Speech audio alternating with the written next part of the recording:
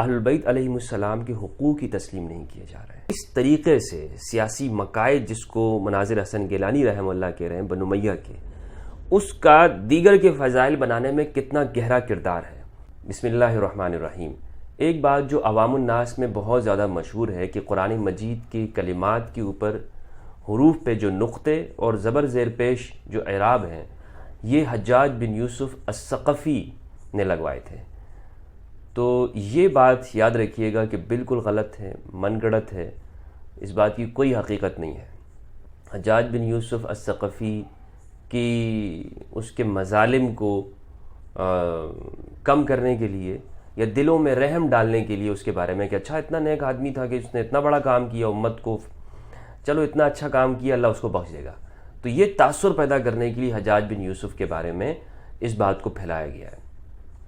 دوسرا، جس طرح کی یہ بات پھیلائی گئی ہے کہ حضرت عثمان غنی جامع القرآن ہیں رضی اللہ عنہ، حالانکہ عثمان غنی رضی اللہ عنہ جامع القرآن نہیں ہے، وہ صرف اور صرف جامع اللغت قریش ہیں، یعنی قرآن مجید کے جو وہ پہلے سے جمع ہو چکا تھا اور لغت قریش پر لوگوں کو جمع کرنے والے وہ ہیں۔ تو یہ بنو امیہ دور کے اندر چونکہ کوشش یہ کی گئی کہ جو فضائل مولا علی کے ہیں وہ اموی حکمرانوں کی طرف اس کو منسوب کیا جائے، اور یہ بات میں اپنی طرف سے نہیں کر رہا ہوں، اس بات کا خدشہ دیوبند کے مشہور عالم دین، محقق، ریسرچر، اکابرین میں شمار ہوتے ہیں اور مولانا اشرف علی تھانوی رحمہ اللہ کے مرید خاص ہیں، مولانا سید مناظر احسن گیلانی رحمہ اللہ، انہوں نے اپنی کتاب تدوین حدیث کے اندر اس بات کو کیا ہے، لکھا ہے تدوین حدیث صفحہ نمبر 226 اور البشرا سے یہ چھپی ہے۔ یہ لکھتے ہیں صفحہ 226 پہ کہ حضرت علی کرم اللہ وجہہ کے حلقہ خاص کے آدمی ابو الاسود دولی نے عہد صحابہ میں ہی نقاط کے ذریعے ان مشتبہ حروف کی شناخت کا طریقہ ایجاد کر کے مسلمانوں میں پھیلا دیا۔ یہ بات انہوں نے لکھی ہے متن کے اندر۔ ابو الاسود دولی امام علی علیہ السلام کے شاگرد تھے، انہوں نے ہی علم نحو کا فن جو ہے وہ ترتیب دیا تھا، جسے ہم نحو مدارس کے اندر پڑھایا جاتا ہے۔ تو مولا علی چونکہ وہ علوم نبوت کا دروازہ ہے، جیسا کہ صحیح حدیث سے آپ صلی اللہ علیہ وآلہ وسلم نے فرمایا کہ انا مدینۃ العلم وعلی بابھا، میں علم کا شہر ہوں اور علی اس کا دروازہ ہے، جو علم چاہتا ہے تو وہ دروازے پر آئے۔ تو علی علم کے شہر کا دروازہ ہے، باب الحکمہ ہے، جیسا کہ سنن ترمذی کے اندر ہے۔ تو آپ نے مختلف علوم کو ایجاد کیا۔ ابو الاسود دولی کو ہی مولا علی نے، یعنی یہ جو نقطوں کا جو قرآن مجید پہ نقطے لگائے گئے ہیں، یوں سمجھ لی جیسے سواد ہے، ایک اس کی شکل ہے، لیکن اگر سواد پہ نقطہ نہ ہو دعات کا تو کس طرح پہچان ہوگی؟ ہم لوگ تو بالکل نہیں کر سکتے۔ اسی طرح دال اور ذال ہے، اس نشانی کے اندر جو چیز فرق کرتی ہے وہ کیا ہے؟ وہ نقطہ ہے۔ دال کے اوپر نقطہ نہیں ہے، ذال کے اوپر نقطہ ہے، تو فرق ہوتا ہے نا۔ یہ نقطے قرآن مجید کے اوپر ابو الاسود دولی نے لگائے تھے، اور اسی طرح اعراب بھی آپ اس کو پڑھ سکتے ہیں۔ بلکہ جو مناظر حسن گیلانی رحمہ اللہ نے جو بات لکھی ہے بڑی بہتر ہے۔ وہ کہتے ہیں بعض لوگ حجاج کے سر اس کا صحرا باندھتے ہیں، لیکن میرے نزدیک بنو امیہ کے سیاسی مقاصد کا ایک جزیہ بھی ہے۔ یعنی کیا کہہ رہے ہیں؟ مطلب یہ ہے کہ بنو امیہ نے جو سیاسی چالیں چلی ہے نا، سیاسی، یہ اس کا نتیجہ ہے۔ یعنی یہ بہت گہری بات کی ہے مناظر حسن گیلانی رحمہ اللہ نے۔ تو اس کو سمجھنے کی ضرورت ہے کہ بنو امیہ کے زمانے میں جو سیاسی چالیں چلی گئی ہیں، کہہ رہے ہیں انہی سیاسی اغراض کے تحت قرآن کا جامع حضرت عثمان کو مشہور کر دیا تھا، حالانکہ واقعہ کی یہ قطعاً غلط تعبیر ہے۔ حضرت عثمان کا کام قرآن کے متعلق صرف اس قدر ہے کہ لکھنے کی حد تک آپ نے سارے مسلمانوں کو قریشی لہجے کے مطابق شکل پر جمع کر دیا تھا، ورنہ پڑھنے میں پھر بھی آزادی تھی، اور وہ کسی کے بس کی بات تھی بھی نہیں۔ زیادہ سے زیادہ ان کو جامع الناس علی القرآن فی الکتابہ کہا جا سکتا ہے۔ یعنی ایک کتابت کے اوپر لوگوں کو جمع کرنا. یہ مناظر حسن گیلانی رحمہ اللہ کا میں نے اس پر ریفرنس آپ کو دے دیا ہے.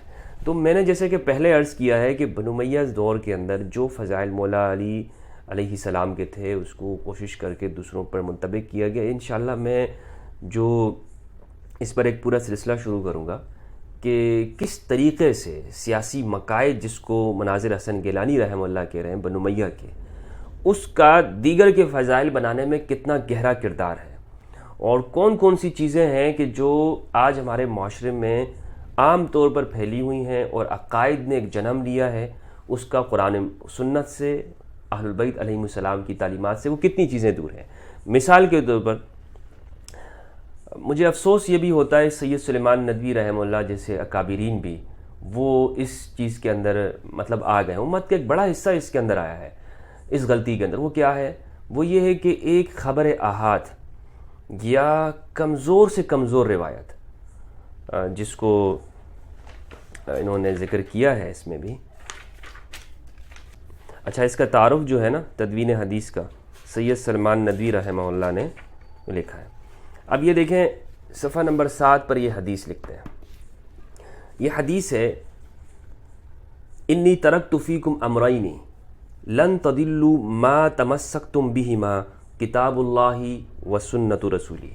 میں تم میں 2 چیزیں چھوڑ کے جا رہا ہوں کہ جب تک تم اسے تھام کے رکھو گے تم کبھی گمراہ نہیں ہوگے. لن تضلوا، ہرگز گمراہ نہیں ہوگے. کتاب اللہ، اللہ کی کتاب، و سنت رسولہ، اور اللہ کے رسول کی سنت. یہ جو روایت ہے میرے بھائیوں، یہ موطا امام مالک کے اندر ہے، اور موطا امام مالک نے بھی یعنی امام مالک رحمہ اللہ نے اس کو بلغنی کے ساتھ ذکر کیا ہے. کیا مطلب ہے کہ جی مجھے یہ خبر پہنچی ہے، اس کی کوئی سند نہیں ہے، مجھے یہ خبر پہنچی ہے. اب اس درجے کی جو یعنی یہ نہ بخاری میں ہے، نہ مسلم میں ہے، نہ یعنی صحاح ستہ سے خالی ہے. یہ روایت کسی کتاب میں موجود نہیں ہے اس موطا کے علاوہ.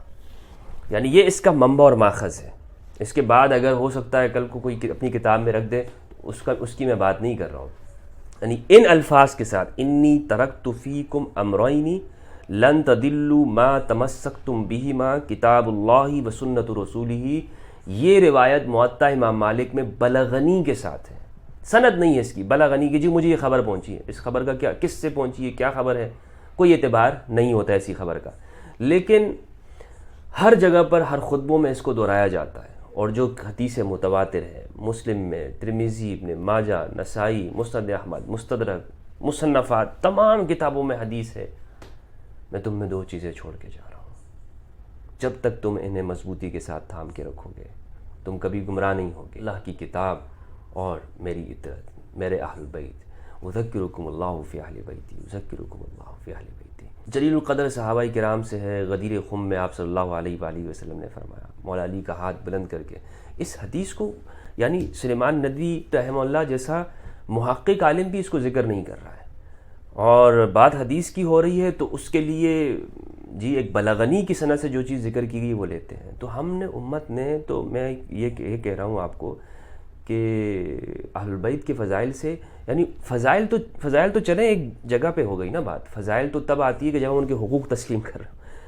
اہل البیت علیہ السلام کے حقوق کی تسلیم نہیں کیے جا رہے ہیں. حدیث الثقلین پر میں اس لیے زور دیتا ہوں میرے بھائیوں کہ یہ وہ روایت ہے کہ اگر ہم اس پر آ گئے، اور یہ جو بات ہے یعنی سنت رسول ہی، یہ بھی کوئی غلط نہیں ہے، اس پر بھی عمل ہونا چاہیے. لیکن سنت رسول کا علم کہاں سے ہوگا؟ اہل البیت سے ہوگا نا. سنت رسول تو گھر والے ہی اچھا بتا سکتے ہیں کہ جی رسول اللہ صلی اللہ علیہ وآلہ وسلم کا اس معاملے میں کیا سنت اور کیا طریقہ تھا. ہم اہل البیت کا وہ سلسلہ درمیان میں سے کاٹ کر صرف سنت کو کیسے اپنا سکتے ہیں؟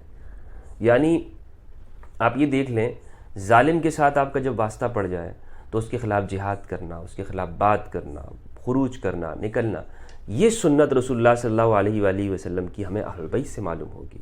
اور جب آپ کے اوپر شدائد اور محن آئیں، تکالیف آئیں، آپ نے صبر کرنا ہے، کس طرح سے اللہ سبحانہ و تعالیٰ کے سامنے گڑ گڑانا ہے، عاجزی کے ساتھ مدد مانگنی ہے، نماز اور صبر کے ذریعے سے مدد طلب کرنی، وہ کیسے کرنا ہے وہ ہم نے اہل بیت سے پوچھیں گے نا.